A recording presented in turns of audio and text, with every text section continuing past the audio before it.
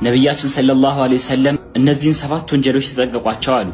እነዚህ 7 ወንጀሎች አጥፊ ናቸው፣ ያጠፏቸዋልና በፍጹም እንዳትቀርቧቸው አሉ። ሙስሊሞናችሁ በአጠቃላይ ይህንን የነብያችንን ሰለላሁ ዐለይሂ ወሰለም ማስጠንቀቂያ ሳትሰሙ እንዳታሳልፉት። ይህን ቪዲዮ የቻላችሁትን አቅም በደንብ ኮፒ ሊንክ፣ ሼር፣ ሪፖስት እንዲሁም ዲዩት በማድረግ የነብያችን ሰለላሁ ዐለይሂ ወሰለም ማስጠንቀቂያ ብዙ ሙስሊሞች ጋር እንዲዳረስ አድርጉ።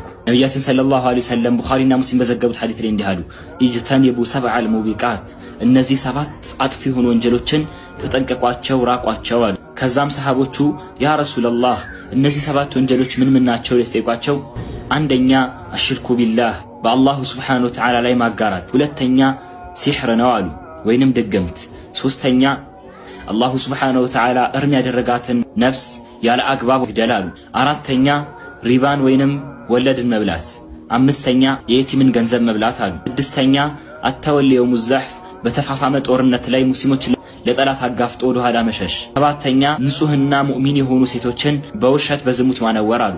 እነዚህ 7 ወንጀሎች አጥፊ ናቸውና ተጠንቀቋቸው ብለውናል ነብያችን ሰለላሁ ዐለይሂ ወሰለም። ሰላሙ አለይኩም ወራህመቱላሂ ወበረካቱ።